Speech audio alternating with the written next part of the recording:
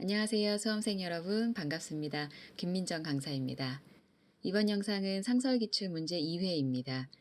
함께 문제를 풀어보실 분들은요. 영진닷컴 이기적 사이트에서 문제 파일 다운로드 받아주시면 되겠고요. 문제는 제가 화면에 영진닷컴과 협의하에 보여드리도록 하겠습니다. 바로 기본작업 1시트부터 풀어보도록 할 건데요. 기본작업 1시트는 내용을 그대로 입력만 하시면 되기 때문에 다른 문제를 다 푸시고 마지막에 천천히 오타 없이 입력해 보시면 되겠습니다. 저는 영상에서는 풀어보지 않겠습니다. 여러분께서 시험 당일날 좋은 컨디션으로 정확하게 시간이 남으실 때 입력해 보시고요. 점수는 5점입니다. 바로 기본작업 2시트로 넘어갈게요. 기본작업 2시트는 셀 서식에 관련된 문제 각 2점짜리 5문제가 출제가 됩니다. 자, 1번부터 A1셀부터 I1셀 영역은 병합하고 가운데 맞춤, 글꼴 굴림체, 크기 16, 글꼴 스타일 굵게. 자, 그대로 진행하시면 되겠습니다. A1셀부터요. I1셀까지 블럭을 잡아주겠죠. 자, 홈에 가시면은 병합하고 가운데 맞춤 버튼이 있습니다. 저는 문제를 보여드리느라고 엑셀 화면을 좀 작게 했더니 버튼이 이렇게 작게 보이는데요. 확대하시면 글자가 보이죠? 병합하고 가운데 맞춤 바로 클릭해 주시고요. 글꼴이 굴림체였나요? 굴림체 찾으러 갈게요. 글꼴에 굴림체. 굴림체를 바로 못 찾겠어요 하시는 분들은 여기다가 직접 쓰셔도 됩니다. 굴림과 굴림체는 다르기 때문에 정확하게 굴림체 선택해 주시고요. 글자 크기는 16포인트 골라주시고 굵게 스타일 가가 3개가 있는데요. 첫 번째 가 클릭해 주시면 굵게 설정이 됩니다. 자, 여기까지 진행해 주시면 벌써 2점 획득했고요. 자, 다음 2번 문제 A3부터 A4까지, B에 3부터 B에 4까지, C에 3, C에 4 바로 드래그 하면서 문제를 풀도록 하죠. A3부터 A4까지 마우스로 드래그 해주시고요. 컨트롤 키 누르신 상태에서 B에 4부터 B에 3부터 4까지, C에 3부터 4까지, D에 3부터 4까지, E에 3부터 I에 3까지 드래그 해주시고 컨트롤 키는 떼줍니다. 병합하고 가운데 맞춤 아까와 동일하게 홈 버튼에서 홈 메뉴에서 병합하고 가운데 맞춤 클릭해 주시고요. 자, 그 다음 A3부터 I4 영역, A3부터 I4 영역까지 제목 있는 부분이네요. 글꼴색, 표준색 자주, 가라고 되어 있는 부분 옆에 화살표 클릭하셔서 표준색의 제일 오른쪽에 있는 자주색 선택하고요. 채우기색 페인트통입니다. 옆에 화살표 클릭하셔서 주황색, 표준색의 주황색 선택해 주시면 되겠습니다. 3번 문제 G14셀에 G14셀 여기네요. 클릭하시고요. 메모 삽입할 겁니다. 오른쪽 마우스 클릭하셔서 메모 삽입. 이미 안에 그 컴퓨터 사용자 이름이 들어가 있을 겁니다. 지워주시고요.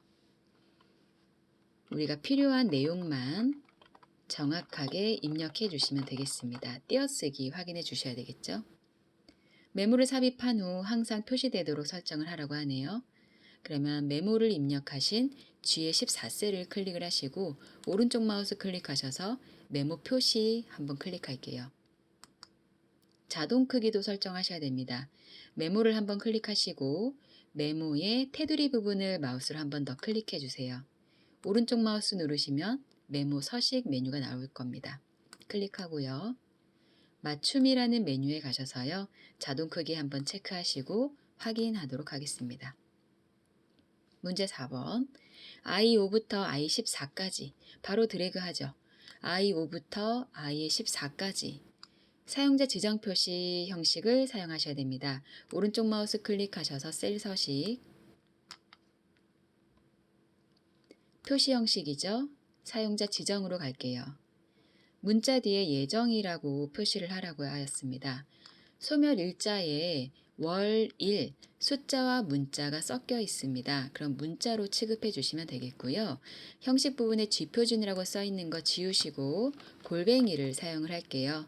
그리고 쌍따옴표로 예정 뒤에 붙이고 싶은 문자를 그대로 써주시면 되겠습니다. 그런데 표시 예를 보니까요. 3월 3일 한 칸 띄우고 예정이라고 되어 있습니다. 그러면 우리도 한 칸 띄우고 골뱅이 뒤에 저는 한 칸 띄웠습니다. 그리고 나서 쌍따옴표로 쓰고 싶은 글, 붙이고 싶은 예정을 썼습니다. 띄어쓰기 여러분 확인해 주셔야 되겠습니다. 확인. 열의 너비는요. 조정하셔도 되고 그대로 두셔도 상관이 없습니다. 열의 너비는 채점 대상이 아닙니다. 5번 A3부터 I14 영역은 A3부터 I14 영역은 모든 테두리 적용하겠습니다. 홈의 글꼴 부분에 테두리 옆에 화살표 모든 테두리만 한번 클릭해 주시면 되겠습니다. 자, 이렇게 해서 기본 작업 2시트 10점 해결되었고요. 다음 기본 작업 3으로 가겠습니다. 기본 작업 3시트입니다. 외부 데이터 불러오는 거네요. 다음에 텍스트 파일을 열고 생성된 데이터를 기본 작업 3시트에 A1 셀부터 붙여 넣으라고 했습니다. A1 셀부터 F16까지이지만 여러분은 시작 지점만 잘 확인을 해주시면 되겠고요. 가지고 올 파일명은 채용 결과 발표 텍스트 파일이고 쉼표로 구분이 되어 있고 열 너비는 조정하지 않겠다고 합니다. 자, A1 셀에 마우스로 클릭할 거예요. 기본 작업 3시트에 A1 셀 클릭해 주시고요. 메뉴 중에 데이터로 갈 겁니다. 화면을 크게 해서 작업을 할게요. 외부 데이터 가져오기에 텍스트 클릭해 주시고요. 여러분이 파일을 다운로드 받으셨다면 2022년 커마 리그 폴더에 상설기출 문제 폴더에 채용 결과 발표라는 텍스트 파일이 있으실 겁니다. 선택하고 가져오기 하겠습니다. 텍스트 마법사 3단계 중에 1단계부터 순서대로 작업을 해주시면 되겠는데요. 아까 구분기호가 쉼표가 있다고 했으니까 구분기호로 분리됨에 불 켜져 있는 상태에서 다음으로 가겠습니다. 구분기호가 쉼표라고 하였죠. 탭에 체크되어 있는 거 빼시고 쉼표에 체크해 줍니다. 또 다음으로 갈게요. 자, 여기에서 어떤 열을 가지고 오지 말라고 했다면 열 가져오지 않음을 진행을 하실 텐데 그런 말이 문제 없었기 때문에 바로 마침을 하겠습니다. 데이터가 들어갈 위치는 A1 셀 잘 잡혀 있고요. 혹시라도 다른 곳이 선택이 되어 있으시다면 여러분께서 지금 다시 선택을 해주셔도 됩니다. 여기에서 한번 확인하실 부분은 속성인데요. 속성을 한번 클릭을 해보도록 할게요. 열너비 조정이라는 부분이 있습니다. 아까 문제에서 열너비는 조정하지 않겠다고 했거든요. 그러면 속성에 열너비 조정의 체크를 빼주셔야 되겠죠. 확인하시고 확인 다시 한번 클릭해 주시면 외부 데이터를 잘 가지고 왔습니다. 자, 이렇게 해서 기본 작업 3시트까지 끝났고요. 바로 계산 작업 풀어보도록 하겠습니다. 다음 계산 작업 시트 진행하겠습니다. 1번 문제 표일에서 점수를 기준으로 순위를 구해서 1위는 A라고 출력을 할 거고요. 2위와 3위는 B, 4위부터 7위까지는 C라고 출력을 할 거고 나머지는 재시험이라고 출력하도록 하겠습니다. 순위는 높은 점수가 1등이고요. if와 rank eq 함수 사용합니다. 답널 부분이 C3셀에 클릭해 놓으시고 등호 쓰고 if 함수 먼저 들어가겠습니다. 컨트롤 A를 눌러서 함수 마법사를 열 거고요. 먼저 조건을 써주셔야 하죠. 그 다음에 그 조건이 맞을 때 출력할 값, 아닐 때 출력할 값인데요. 지금 조건 같은 경우는 랭크로 순위를 구해서 순위가 1위이냐 아니냐가 조건이 되겠습니다. 그래서 1위라면 true에다가 A, 아니라면 아직 결과 출력할 게 많이 남아 있으니까 중첩 함수 if를 더 들어가야 되겠네요. 먼저 rank eq 들어갈게요. 왼쪽 상단의 이름 상자에서 화살표를 클릭하셔서 rank eq 함수 추가합니다. 목록에 없으시다면 최근에 사용하지 않아서 그런 거니까요. 함수 추가로 rank eq 함수 찾아주시면 되겠습니다. 저는 목록에 있어서 바로 클릭을 할 거고요. rank eq 함수 들어왔어요. 첫 번째 넘버는 순위를 구할 수입니다. 지금 최상호라는 학생의 평가 결과를 알고 싶은 거라서 최상호 학생의 점수를 클릭을 해주셔야 되겠고요. REF는 순위를 구할 전체 범위가 되는 거죠. 모든 학생의 점수를 블럭을 잡아주시고 F4번으로 고정을 해주셔야 되겠습니다. 그래야 평가 결과를 채우 핸들로 끌었을 때 비교하려고 하는 전체 범위는 움직이지 않게 되겠죠. 문제에서 순위가 높은 것이 1이라고 했기 때문에 마지막 오더는 생략하셔도 되겠습니다. 만약에 낮은 점수가 1이라고 했다면 이 부분에다가 0이 아닌 어떤 숫자, 그냥 1이라고 써주시면 되겠습니다. 랭크 EQ 함수로 순위를 구하셨다면 다시 수식 입력줄에 if를 클릭을 해서 돌아올 거고요. 이대로 조건을 끝내시면 안 되고 조건 뒤에다가 마우스로 클릭하셔서 이게 무엇이라면 결과가 1이라면 이라는 조건을 마무리해 주셔야 되죠. 그러면 문제에서 1위는 A라고 출력을 하겠다 했습니다. 대문자 A 써주시면 되겠고요. 우리는 함수 마법사를 이용하고 있기 때문에 쌍따옴표는 자동으로 들어갈 겁니다. 다음 펄스. 1위가 아니라면 또 출력할 값을 만들어 주어야 되겠죠. 아직 B도 있고 C도 있고 제시험도 남아있기 때문에 if 함수에 한 번 더 들어가겠습니다. 왼쪽 상단에 이름 상자에서 if 클릭하고요. 다시 한번 조건 랭크 EQ 들어갑니다. 방법은 동일합니다.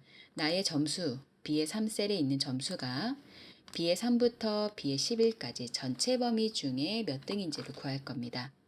오더는 생략하기로 했죠.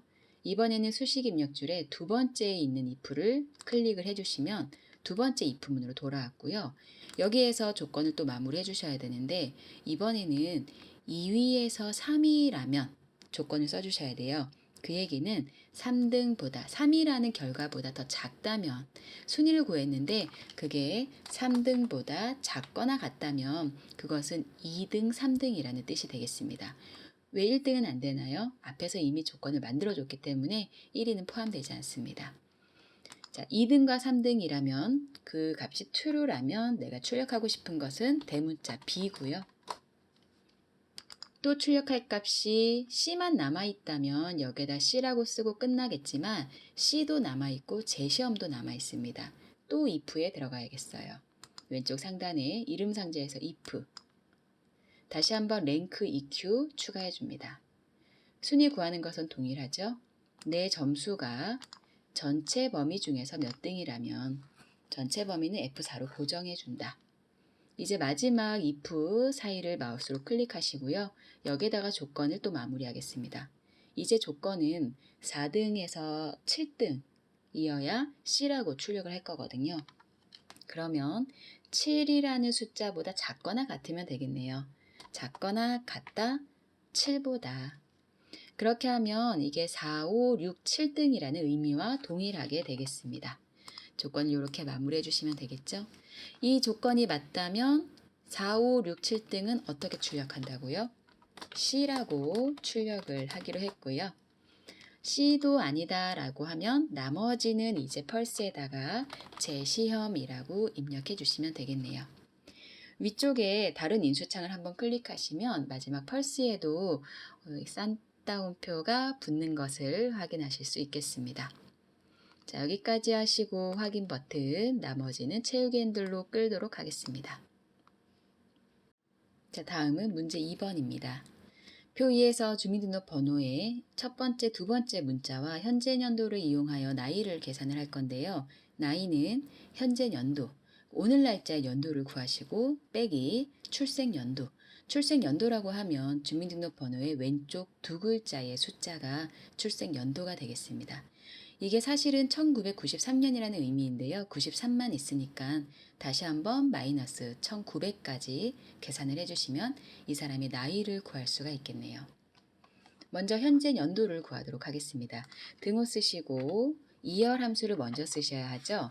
컨트롤 A를 누르시면 어떤 날짜에 연도를 구할 거냐 물어봅니다. 시리얼 넘버가 연도를 구하고 싶은 날짜를 선택을 해주시면 되겠는데요. 오늘 날짜에 연도를 구하면 되기 때문에 오늘 날짜를 구하는 today 함수 사용하겠습니다. 자, 왼쪽 상단에 이름 상자에서 today 함수를 그냥 찾아서 선택해 주셔도 되고요. 저는 이번에는 직접 써볼게요. today 함수. today 함수는 인수가 필요 없습니다. 그냥 가로를 열었다가 닫기만 해주시면 바로 오늘 날짜를 구합니다. 확인을 해볼까요? 자, 위쪽에 수식 입력줄을 보니까 연도를 구한다. 어떤 날짜에 today, 오늘 날짜의 연도를 구했습니다. 2022년이 결과로 출력이 되었네요. 여기에서 마이너스 출생 연도 구해야 되겠습니다. 주민등록번호의 왼쪽 두 글자 구해와야겠습니다. 수식 입력줄 맨 뒤에다가 마우스로 클릭하시고요. 빼기 쓰시고 출생 연도는 주민등록번호의 왼쪽 두 글자죠. 왼쪽 레프트 함수 이용할 거고요. 컨트롤 A 눌러서 함수 마법사 열겠습니다. 레프트 라이트는 아주 간단한 함수죠. 어떤 글자에 왼쪽에서 몇 글자 가지고 오겠다. 라이트 함수였다면 오른쪽에서 몇 글자 가지고 오겠다라는 함수입니다. 텍스트는 주민등록번호 I 3셀을 찍어주시면 되겠고요. 거기에서 앞 두 글자만 가지고 오면 되죠. 넘체어스는 두 글자 가지고 오겠다. 확인해 주시면은 지금 2022년 오늘 날짜 연도에서 93을 뺐습니다. 여기에서 한 번 더 1900을 빼줘야 되겠죠. 수식 입력줄 맨 뒤에 클릭하시고 빼기 1900까지 입력하고 엔터키. 이 사람의 나이가 나왔고요. 나머지는 채우기 핸들로 끌어주시면 되겠습니다. 여러분이 문제를 푸시는 해에 따라서 결과는 다르게 나올 수 있습니다. 문제 3번입니다. 표 3에서 성별이 여자이고 첫 번째 조건이 있네요. 면접이 8 이상이면서 두 번째 조건입니다. 시험이 85 이상인 세 번째 조건까지 나왔습니다. 거기에 해당하는 여자 사원 합격자 수를 D25셀에 구하라고 하네요. 명수를 구하라고 했기 때문에 sum ifs, average ifs, count ifs 중에서 여러분께서는 count ifs를 사용을 해주시면 되겠네요. 등호 쓰고 count if s 조건이 여러 개이기 때문에 복수형에 s가 붙었습니다. count ifs 함수는요 반복됩니다. 조건 범위 조건 조건 범위 조건 조건이 더 있다면 계속 반복해서 범위와 조건을 입력해 주시면 됩니다. 자, 첫 번째 조건은요 성별이 여자인 게 조건이었어요. 성별 중에서 자 count if, sum if, average if 전부 다 범위를 잡으실 때는 필드명은 잡지 않고 본문 내용만, 데이터만 잡아주시면 되겠습니다. 성별 중에서 B15부터 B24 중에서 무엇인 것? 여자인 것. 여자라고 직접 써주셔도 되고요.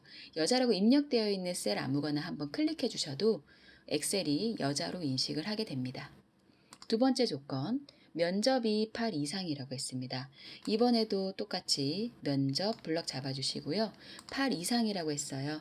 크거나 같다 8보다. 자, 그 다음 조건입니다. 시험이 85 이상이라고 했습니다. 시험 범위 잡아주시고 탭키를 누르시면 칸은 더 생성이 됩니다. 85 이상 크거나 같다 85. 자, 여기까지 해주시면 식이 마무리가 되겠네요. 확인 버튼 눌러볼까요? 결과는 3명이 출력이 됩니다. 4번 환자 코드의 첫 번째, 두 번째 문자와 환자 코드 여기 보니까요. 알파벳 두 글자 얘기하나 봐요. 진료 과목표를 이용을 해서 밑에 진료 과목표를 이용을 해서 진료 과목을 표시하랍니다. 문제를 보니까요. 여기 환자 코드의 왼쪽 두 글자를 레프트 함수로 가지고 와서요. hlookup 함수로 두 번째 행에 있는 이 진료 과목이 결과적으로 여기에 표시가 되면 되겠네요. 답널 부분에 클릭해 놓으시고 I15셀요. 등호 쓰시고 hlookup 먼저 들어갑니다. 컨트롤 A. 자, 찾는 값은 환자 코드의 왼쪽 두 글자를 찾아야 합니다. 그래서 그 값이 이 진료 과목표에 있다면 두 번째 행에 있는 값을 가지고 오겠다는 거죠. lookup value에서 left 함수로 환자 코드의 왼쪽 두 글자 추출해 오겠습니다. left 함수 들어갈게요. 함수 추가해서 left. 텍스트는 환자 코드이고요. 가지고 올 문자의 수는 두 글자입니다. 자, hlookup으로 다시 돌아가겠습니다. 수식 입력줄에 hlookup을 클릭을 해주시면 left 함수가 먼저 환자 코드의 왼쪽 두 글자를 찾아냈습니다. 이 값이 어느 표에 있다면 테이블 어레이는 진료 과목표, 참조하고 싶은 표를 블럭을 잡아주시면 되겠죠. 채우기 핸들로 끌었을 때 이 표는 움직이면 안 됩니다. F4로 고정을 해줄 거고요. 그 다음 로우 인덱스 넘버, 이 값을 처음에 찾았던 레프트 함수로 찾았던 값이 방금 범위 잡아준 표에 있다면 몇 번째 행에 있는 값을 가지고 오겠습니까? 저는 진료 과목표의 두 번째 행에 있는 진료 과목을 가지고 오겠습니다. 2라고 숫자 써주면 되겠네요. 마지막, 이 부분을 많이들 헷갈려 하시는데요. 정확하게 일치하느냐, 비슷하게 일치하느냐. 자, 첫 번째 인수에서 찾은 값이 CH라는 문자입니다. CH여야만 하고 CH가 아닌 뭐 CA나 CB 비슷하게 생긴 문자는 같다고 볼 수가 없습니다. 완전히 정확하게 환자 코드의 왼쪽 두 글자가 CH라고 여기에 입력이 되어 있어야 그 값에 해당하는 두 번째 행 값을 가지고 오겠다는 거죠. 지금 같은 경우는 정확하게 일치를 해야 합니다. 펄스이네요. 밑에 설명이 나와 있습니다. 정확하게 일치하는 것을 찾으려면 펄스. 직접 영어로 펄스라고 쓰셔도 되고요. 펄스는 숫자로 입력했을 때는 0을 대신할 수 있습니다. 0이라고 쓰니까 옆에 펄스라고 뜨네요. 만약에 여러분이 이 룩업 밸류에서 찾는 값이 수치였다면 점수라고 했다면 그 점수가 이 표에 있긴 한데 점수표가 뭐 10점에서 50점까지 60점에 50점에서 뭐 70점까지 이런 식으로 범위로 잡혀 있었다면 정확하게 그 점수가 없더라도 근사치로 그 점수에 해당이 하더라도 두 번째 행에 있는 값을 가지고 올 수도 있거든요. 그럴 때에는 비슷하게 일치한다. true에 해당하는 숫자 1을 넣어주시면 되겠습니다. 지금은 펄스가 정확하겠네요. 자, 확인하고요. 나머지 채우겐들로 끌도록 하겠습니다. 자, 마지막 함수 문제이네요. 표 5에서 평균이 70점대인 학생 수를 구하고 싶대요. 조건을 직접 입력하셔야 되고요. 결과 뒤에 명자라고 n% 연산자를 이용해서 넣어주셔야 되겠습니다. 평균이 70점대라고 했는데 그렇다고 해서 the average를 쓰시면 안 되고요. 조건이 평균이 70점대인 것일 뿐이지 우리가 구하고 싶은 것은 학생 수거든요. 그래서 카운트를 하셔야 되겠습니다. 조건을 먼저 쓰도록 할게요. 조건은 평균이 70점 이상이고 80점보다 작으면 70점부터 79점까지가 되겠죠. 조건 넣어보겠습니다. 무엇이? 평균이. 복사해서 저는 붙여 넣을게요. 평균이라는 셀을 컨트롤 C로 복사한 후에 조건 넣을 부분에 붙여 넣었습니다. 컨트롤 V. 한 번 더 옆에도요. 컨트롤 V로 붙여 넣을게요. 첫 번째 조건은 70점대라고 했으니까요. 70점부터 그 이상인 거잖아요. 크거나 같다 70이어야 합니다. 그냥 이렇게만 조건을 써주면 70 이상인 거, 80 이상인 거, 90 이상인 거 다 점수를 찾게 되겠죠. 70점대라고 했습니다. 그러면 80점보다는 작아야 돼요. 79점까지만 구할 거니까. 그래서 80 미만이면 됩니다. 작다 몇 점보다? 80보다. 조건이 이렇게 되겠네요. 70점 포함해서 70점보단 커야 돼요. 70, 71, 72, 73 올라가고요. 80보다는 작아야 합니다. 70점대라고 했기 때문에 80이라는 점수는 포함이 되면 안 되니까요. 조건을 다 넣으셨다면 답 넣을 부분에 클릭해 주시고 우리가 구하고 싶은 것은 학생 수니까 D count 컨트롤 A 눌러서 함수 마법사 열 거고요. 데이터베이스는 무조건 내용 전체 잡아주시면 됩니다. 필드는 구하려고 하는 필드의 머리를 찍어주시면 되는데요. 필드명, 우리 평균의 학생 수를 구하고 싶은 거예요. 평균 찍을 거고요. 조건은 평균이 70점대인 거, 70점보다 이상이고 80점보단 작은 거, 그것이 조건이 되겠습니다. 자, 확인해 볼게요. 4명이 나왔습니다. 이렇게 결과가 나왔다고 해서 그냥 두시면 점수 8점을 다 못 받죠. n% 연산자를 이용하셔서 뒤에다가 명자까지 쓰셔야 합니다.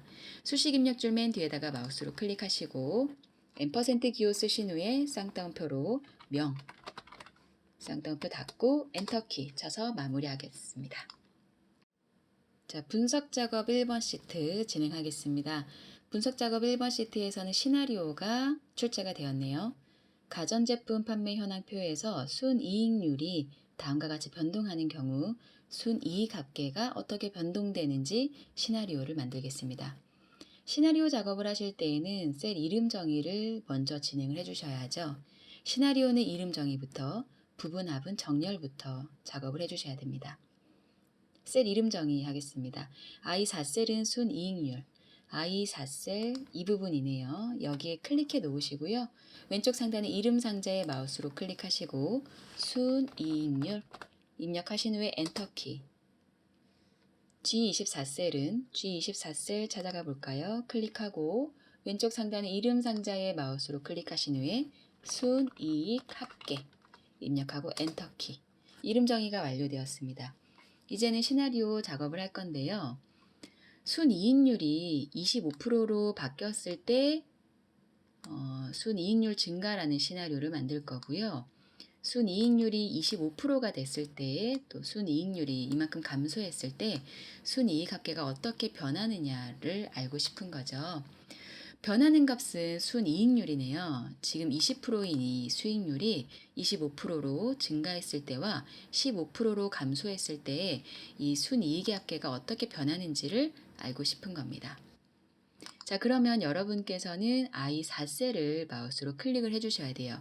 이 아이가 변함에 따라서 합계가 어떻게 나오는지를 시나리오를 구성을 하는 거니까요. I4셀을 마우스로 클릭하시고 데이터에 가보시면 가상 분석에 시나리오 관리자 있습니다. 클릭합니다. 추가 버튼 누를 거고요. 첫 번째 시나리오 이름은 문제에 나와 있죠? 순이익 증가네요. 순이익 증가. 나머지 손댈 게 없어요. 확인 버튼 누를 거고요. 순이익이 증가할 때는 순이익률이 어떻게 변할 것인가 25%로 설정하랍니다. 25%. 시나리오 하나 더 있죠? 시나리오 2번 만들러 가야 됩니다. 추가 버튼 누를 거고요. 두 번째 시나리오 이름은 순이익 감소입니다. 확인 버튼 클릭해 주시고 이번에는 순이익률이 15%로 바뀌었을 때의 시나리오를 만듭니다. 확인 버튼. 자, 두 개의 시나리오가 만들어졌어요. 이 아이들을 요약을 해주셔야 하죠. 요약 클릭. 시나리오 요약을 해주실 거고요. 결과셀을 잘 보셔야 하는데 우리 아까 이름 정의해 놓았던 문제에 나와 있습니다. 우리가 방금 변경했던 순이익률 I4가 변동하면 순이익 합계가 어떻게 변동되는지 시나리오를 만드는 거잖아요. 그럼 결과셀은 이 G의 24 순이익 합계가 결과셀이 되겠죠. 자동으로 찍혀 있네요. 그럼 여러분께서는 확인만 해주시면 되겠고요. 시험 보실 때는 혹시라도 다를 수 있으니까 반드시 눈으로 한번 확인해 주시는 게 좋겠습니다. 확인 버튼 누르겠습니다. 시나리오 결과가 요약이 되었는데요. 여기 마지막 조건에 위 시나리오에 의한 시나리오 요약 보고서는 분석 작업 2시트 바로 앞에 위치시키라고 하네요. 분석 작업 2시트 앞에 가야 됩니다. 그러면 시나리오 요약 시트를요. 밑에 드래그를 하셔서요. 분석 작업 2시트 앞에다가 갖다 두셔야 되겠네요. 시트의 위치도 반드시 확인하셔야 됩니다. 분석 작업 1번과 2번 문제는 각각 10점이죠. 부분 점수가 없습니다. 여러분께서 이름 정의를 잘못하셔서 오타가 생긴다거나 시나리오의 이름에 오타가 생긴다거나 수치를 잘못 입력한다거나 시트 위치를 설정을 안 해주시면 어떤 거 하나만 틀려도 10점이 전체적으로 마이너스가 되기 때문에 실수 없이 잘 진행하셔야 되겠습니다. 자, 다음은 분석 작업 2시트로 가겠습니다. 부분합 문제네요. 부분합 기능을 이용을 해서 거래업체별 거래 현황표에 그림과 같이 거래업체 명별로 거래 금액과 할인액의 합계를 구하고 실지급액의 평균을 구하겠습니다. 부분합은 정렬을 먼저 하셔야 하죠. 정렬은 거래업체명을 기준으로 내림차순하라고 되어 있네요. 거래업체명 필드명을 클릭을 할 거고요. 데이터에 가보시게 되면 오름차순 버튼과 내림차순 버튼이 있습니다. 내림차순으로 처리하라고 했으니까요. 텍스트 내림차순 정렬 클릭해 줄게요. 정렬을 했더니 꼭 그룹으로 묶인 것처럼 우리 상사, 영재 상사, 미래 상사 정렬이 되었습니다. 자, 이제 바로 부분합 갑니다.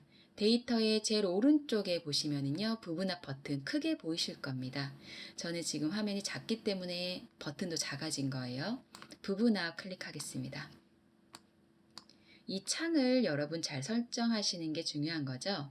그룹할 항목이라고 하는 것은 항상 여러분이 정렬해 주신 필드가 됩니다. 우리 거래 업체명별로 정렬했죠.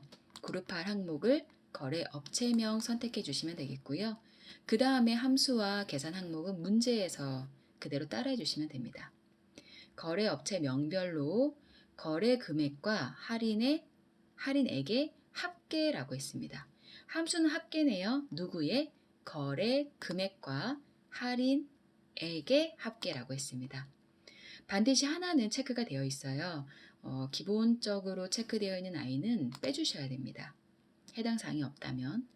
다시 한번 볼게요. 거래 금액과 할인액의 합계를 계산을 했습니다. 처음에는 새로운 값으로 대치와 데이터 아래 요약 표시 체크되어 있으시면 되고요. 확인 버튼 누르고요. 다시 한번 부분합 들어갑니다. 그룹할 항목은 바꾸실 필요가 없죠. 이번에는 실지급액의 평균입니다. 함수는 평균, 누구의? 실지급액만 체크해 주시면 되겠습니다. 두 번째 부분합 하실 때 여러분께서 주의하실 점은 새로운 값으로 대치를 빼셔야 됩니다. 그래야 아까 합계 냈던 부분합이 지워지지 않아요. 만약에 실수하시고 새로운 값으로 대치를 하셨다면요, 부분합에 다시 들어오셔서 모두 제거하신 후에 처음부터 다시 부분합만 진행해 주시면 되겠습니다. 확인 버튼 누르고 마무리할게요. 부분합은 결과가 문제에 제시가 되니까요, 결과와 여러분이 만드신 게 동일하게 출력이 되었는지 확인해 주시면 되겠고요. 간혹 결과에 샵으로 나오는 경우는 열 너비가 좁아서 그런 거니까 열 너비를 넓혀 주시면 되겠습니다. 자, 매크로 작업입니다. 매크로 작업 시트에서 진행하도록 하겠습니다. 다음과 같은 기능을 수행하는 매크로를 현재 통한 문서에 작성하고 실행하시오. 두 문제 출제되고요. 각 5점입니다. 2의 4부터 2의 13 영역의 도서명별 평균을 계산하는 매크로를 만들 건데요. 버튼을 먼저 만들 거예요. 개발도구의 삽입의 양식 컨트롤, 개발도구 클릭하시고 삽입의 양식 컨트롤의 단추입니다. 첫 번째 거죠. 클릭하시고요. 동일 시트의 B15부터 C의 16에다가 만들어야 되네요. B의 15부터 Alt키 누르신 상태에서 드래그 해주시면 셀에 정확하게 달라붙으면서 스낵 현상이 생기는 거죠. 편하게 그림을 그리실 수가 있겠고요. 마우스를 먼저 떼시고 Alt키 떼십시오. 매크로 이름은 위에 있네요. 평균이라고 했습니다. 평균 기록하겠습니다. 한 번 더 매크로 이름은 평균 맞습니다. 확인. 매크로 기록이 시작되었습니다. 에버리지 함수로 평균 구하면 되겠네요. 클릭하시고요. 등호 쓰시고 에버리지. 함수 마법사 쓰셔도 되고요. 직접 가로 열어서 7월, 8월, 9월에 평균을 내겠다. 가로 닫고 엔터키 쳐주시면 됩니다. 나머지는 채우기 핸들로 끌도록 하겠습니다. 계산이 다 되셨다면 빈 곳을 한번 클릭하고요. 왼쪽 하단에 있는 매크로 기록 정지 버튼 누르도록 하겠습니다. 매크로가 기록이 되었어요. 자, 여기 안에 글자를 바꾸셔야 되죠. 그냥 클릭을 하시게 되면 매크로가 실행이 되는 거니까요. 오른쪽 마우스 누르셔서 텍스트 편집, 딜리트 키 누르셔서 글자는 지우시고 입력해야 하는 글자는 평균이네요. 엔터키 치시면 안 됩니다. 그냥 바깥에 클릭해서 마무리해 주시고요. 확인을 해보고 싶으시다면 평균 계산한 부분을 딜리트 키로 지우시고 평균을 클릭을 해보시면 계산이 잘 진행이 되네요. 2번 문제, B의 4부터 2의 13 영역의 심표 스타일 지정하는 매크로입니다. 도형을 넣어야겠습니다. 삽입에 도형에 일러스트레이션 그룹에 있죠. 제가 화면이 지금 작아져서 좀 늦게 찾았네요. 도형에 들어가시면은요. 사각형 중에서 모서리가 둥근 직사각형, 사각형 중에서 모서리가 둥근 직사각형입니다. 클릭. 어디에 그려야 하나요? D의 15부터 E의 16이네요. Alt키 누른 상태에서 드래그해서 그리도록 하겠습니다. 자, 이 아이는 우리가 개발 도구로 만든 게 아니고 일반 도형으로 만든 거기 때문에 자동으로 기록이 시작되지 않습니다. 오른쪽 마우스 클릭하셔서 매크로 지정. 매크로 이름 넣어주셔야 되겠죠? 매크로 이름은 쉼표입니다. 쉼표. 기록하겠습니다. 한 번 더 확인. B4셀부터요. 2의 13셀까지 쉼표 스타일을 넣는 거네요. 홈의 표시 형식의 쉼표 스타일 클릭. 끝났습니다. 빈 곳 아무데나 클릭하시고요. 왼쪽 하단에 매크로 기록 중지하겠습니다. 자, 이제 도형 안에다가 글자 넣어야 되네요. 텍스트를 쉼표로 입력한 후라고 했기 때문에 여기 도형에서 오른쪽 마우스 클릭하시고 텍스트 편집. 커서가 안에 깜빡깜빡할 때 쉼표라고 입력해 주시면 되겠습니다. 바깥에 빈 곳 클릭하셔서 마무리합니다.